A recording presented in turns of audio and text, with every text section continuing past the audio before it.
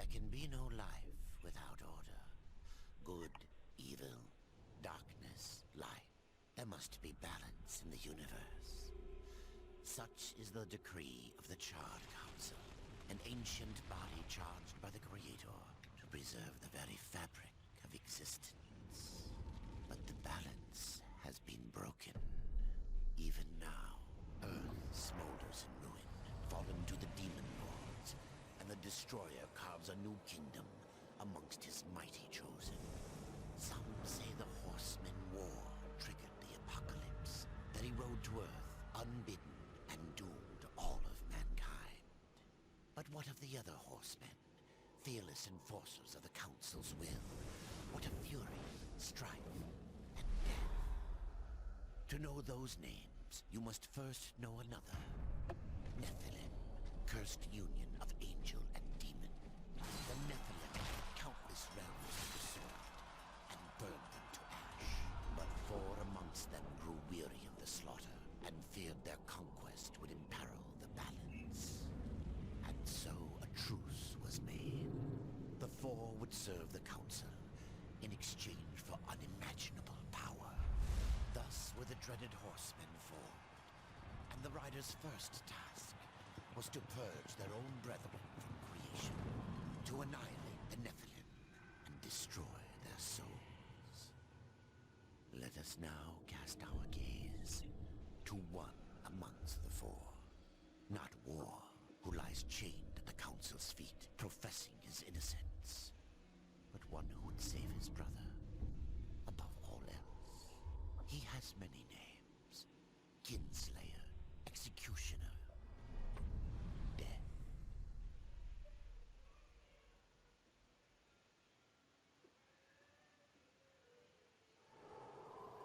And here we go, boys and girls. Hey guys, how's it going? It's Ryan, and man, it has been a long time since I have sort of made a video on this game, I guess. I remember I started a playthrough of the original of this game when it first came out, when I got it for my birthday, like 4 years ago. And now it's the day after my birthday, just like last time, I'm pretty sure. You know, here I am, starting another playthrough, but there's a couple things that are different. So this time, it's the definitive edition.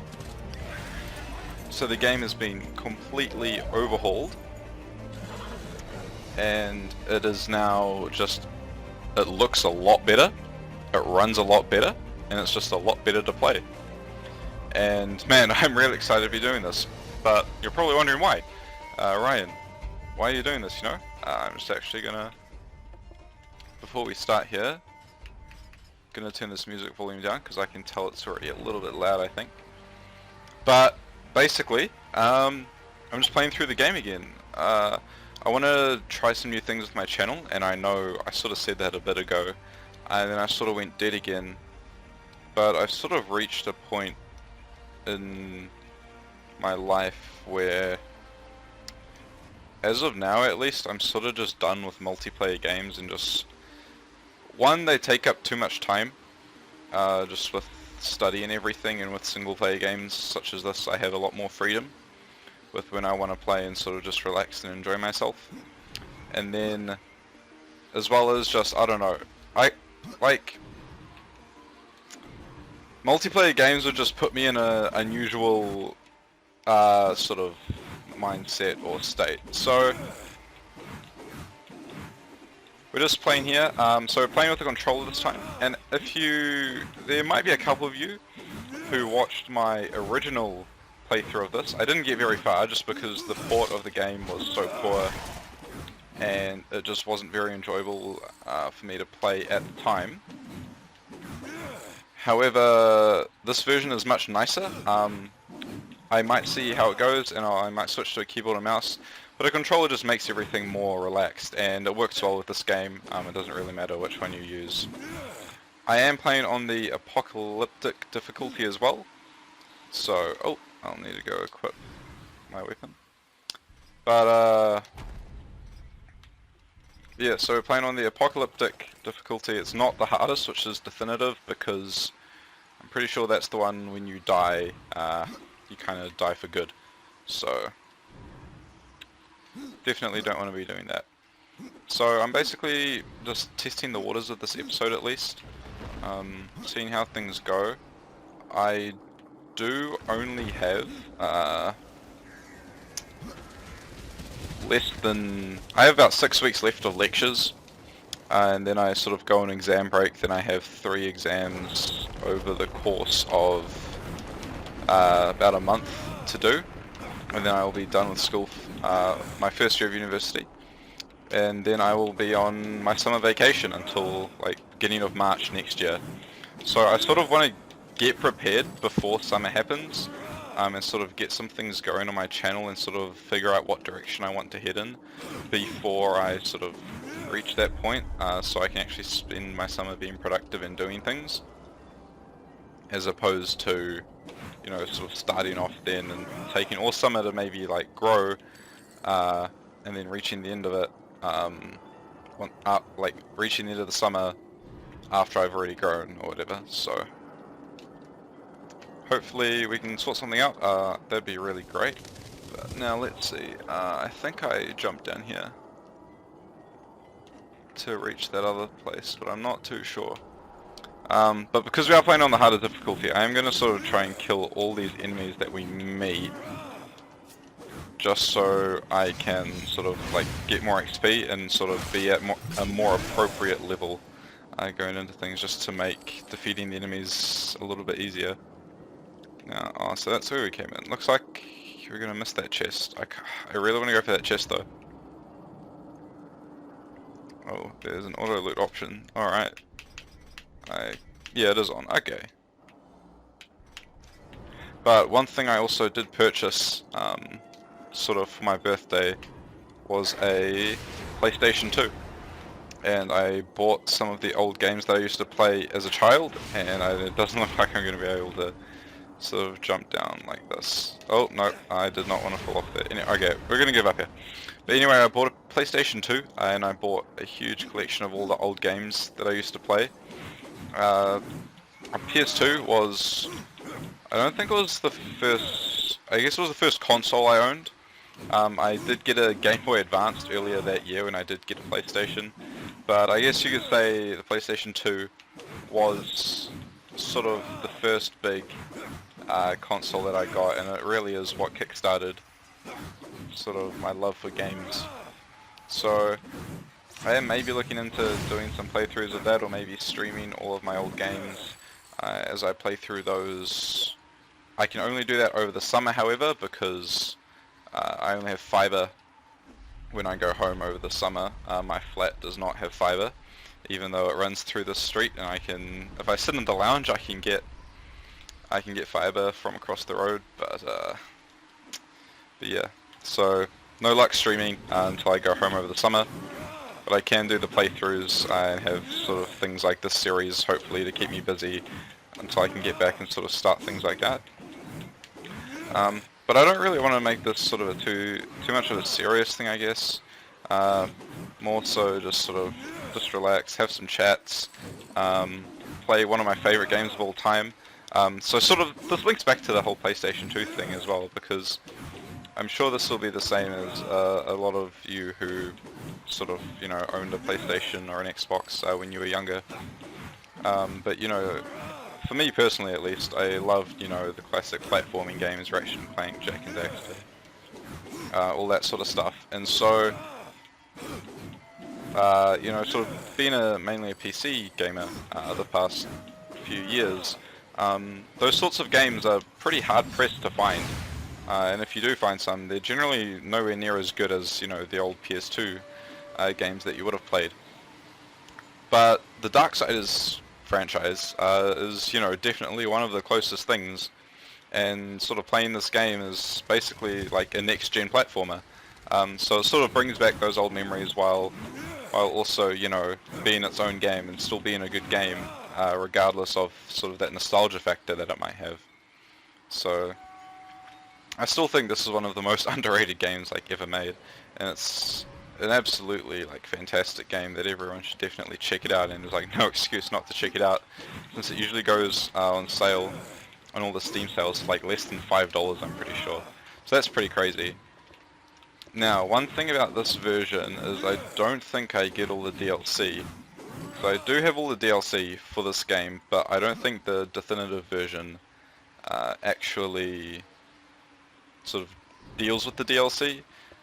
It would be good to sort of do some like bonus like episodes, I guess, playing through the quest DLC that you get. Plus you get some armor early on, which is really helpful. Actually, I think I did remember from the beginning there with... Oh, this is awful. I forgot the horse's name. What's wrong with me? But the horse, there is a DLC to get an extra bar of or two of charge, and I'm pretty sure I had all the bars. So yeah. So we'll just kill this boss. One thing I sort of wanted to do at the start of, well, not the start of this year, but like sort of halfway through this year, just early on in the year, I really wanted to learn how to speedrun this game. But after a couple of attempts, sort of I gave up on that, since, you know, my attention span maybe isn't as high as I'd like it to be. So hopefully I can sort of stick through this playthrough and actually, you know, stick with it right till the end, because I do really enjoy this game. You know, I played through it multiple times, so it'll be a good experience to play through it again with you guys.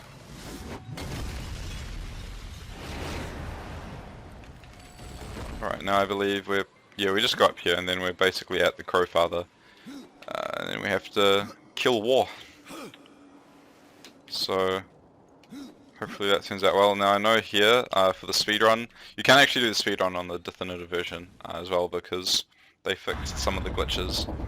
But I know you can like walk around here or something to get closer to the exit, I'm pretty sure. Just so you sort of reach him a bit quicker or something, I can't remember. But, you know, I did do a couple, I did learn sort of like the first half hour of the game, how to speedrun that. But, you know, then it was pretty difficult. So, it looks like we're not at the Crowfather quite yet, like I thought we might be. Are we? Oh, right. But oh man, this game looks so much nicer than the original version did, and it definitely runs so much nicer as well. Oh man, I'm just really happy to be playing this game right now. And the parkour of this game is definitely, oh, it just feels so fluid and nice to do. So now, I think when I originally played it, I did change some of the default bindings, but everything seems to be working okay for now. So I'm gonna have to see how things go. I shouldn't need to change anything though. But I think I might mainly just focus on the story for this playthrough and not really do side quests, or if I do side quests, maybe not worry about recording them that much. And I really need to go get me some claws, because I can't really stand using the hammer. Oh man. Need to pick up my game. I'm actually getting owned by these things. Alright, I think that's all of them done. But I also sort of want to, you know, figure out how to make these playthroughs stand out and actually be worthwhile watching over, say, someone else's playthrough. So if you guys have any ideas of, you know, some sort of spin I can put on these playthroughs, that would be cool. Maybe I could try and do the whole game without upgrading, like without wearing any armor, but that would be pretty crazy. But I don't know, it might be interesting. But if there's anything you guys want me to do in terms of making the gameplay more interesting to watch, or, you know, to help differentiate this series from any other sort of regular Let's Play series, I'm definitely open to suggestions, and I want to hear what you guys want to watch in terms of content. I have sort of been thinking of sort of making some higher production sort of videos, but it's kind of hard to explain what I mean in terms of that, and sort of what I hope to produce in that sense.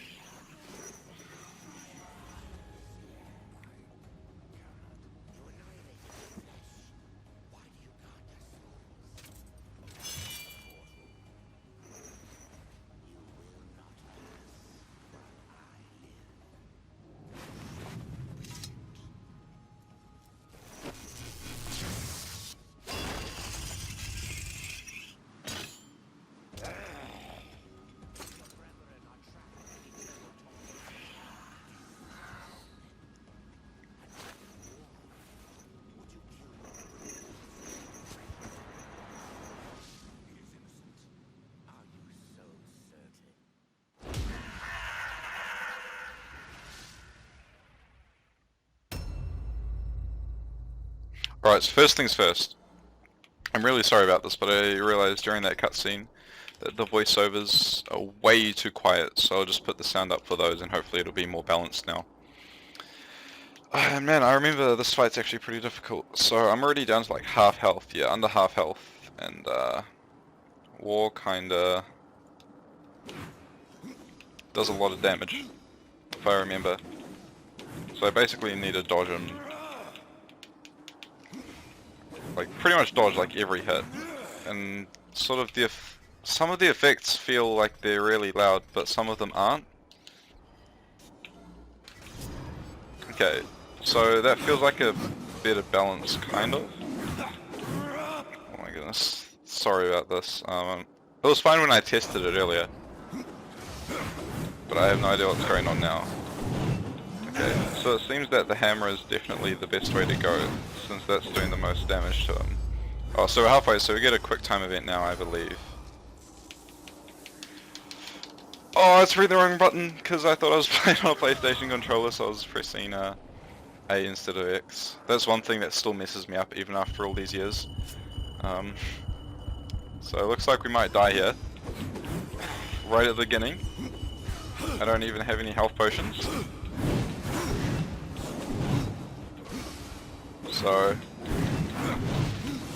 let's hope we can beat him. And we get taken out already. Oh, this is horrible. Okay, so I need to focus, you know, stop messing around with the sounds and everything.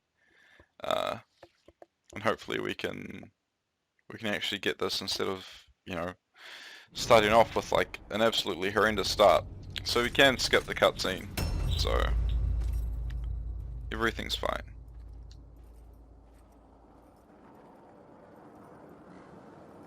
Alright, let's go. Alright, so we're at full health now as well.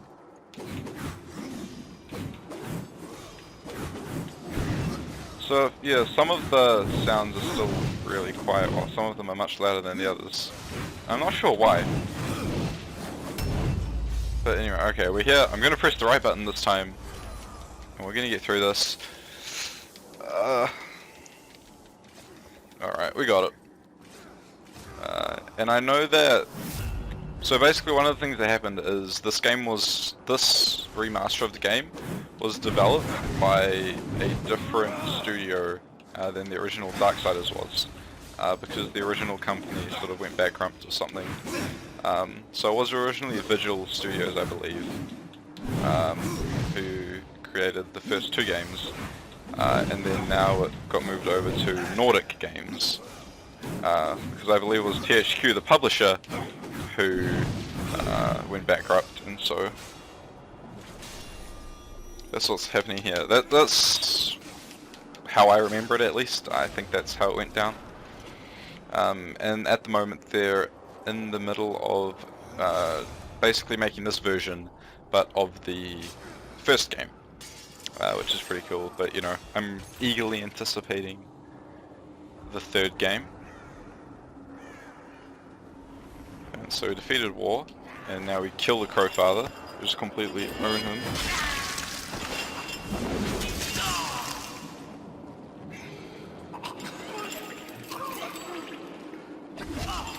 Open up the portal.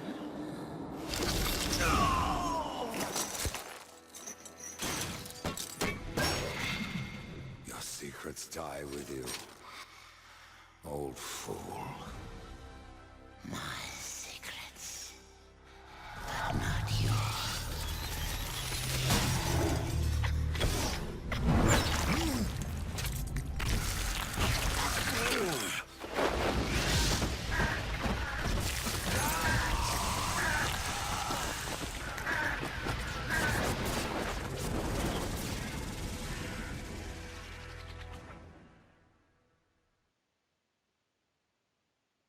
Alright, so that's pretty much the starting zone done.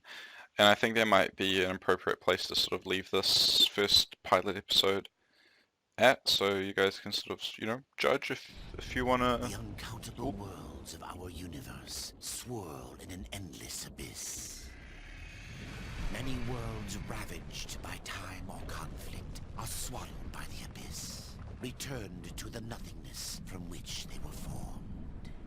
But others linger for eternity, on the brink of annihilation, that creation might be balanced with destruction. And in the final moment of battle, death was banished to one such world, in the autumn of its life, yet not far from the edge of darkness. Had death been sent to his doom, that answer would be found in the horseman's future, and in his past.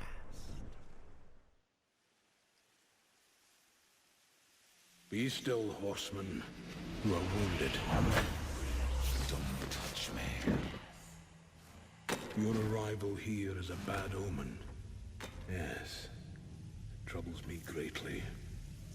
Old one, there's more trouble ahead if you don't start making sense.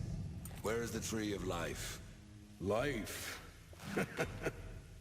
This world is dying, lad. Choking on chaos and corruption. We can do little to stop it. Soon, the great tree too shall perish, and with it, the last of my people. Is that not what brought you here, Pale Rider? I seek the tree. Your chaos and corruption don't concern me.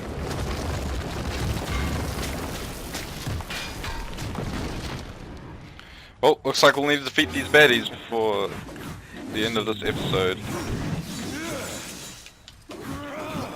So it seems like the hammer's the only way to do significant damage, and I missed all of those hits. I thought he was a lot closer. But alright, so there's at least 2 more guys, I'm pretty sure. So one thing I never used originally when playing this game was this sort of target functionality. But it definitely is actually proving to be useful, so we'll have to see how it goes there. Oh, and there's one more guy. And I know there's a chest behind sort of that statue place. Another guy! Oh, when does it end? Alright. You fight well, but this corruption can't be beaten with a blade. Seek out the Forge Sister. Ask her about the fire of the mountain. Help her, and she will help you reach the tree. As for me, I must return. Alright, so we don't really care what that guy has to say. I'll just get this chest and then we will sort out leveling up and everything in the next episode. Yeah. Oh, this is making me do it now. Oh, looks like we gotta do it now. Alright, so I'm gonna go, I know 1 point teleport / early is definitely the way to go, and then Necromancer is the way to go, just because it's just the best sort of build this game. So I'm going to access this, and then I'll just assign it to that, and then we'll get this chest, and then we can finally get this episode over and done with. But some other thing I'm thinking of doing is maybe just sort of some more interactive things, showing maybe like a tour of my room and sort of where I live at the moment. You know, maybe just some vloggy sort of stuff.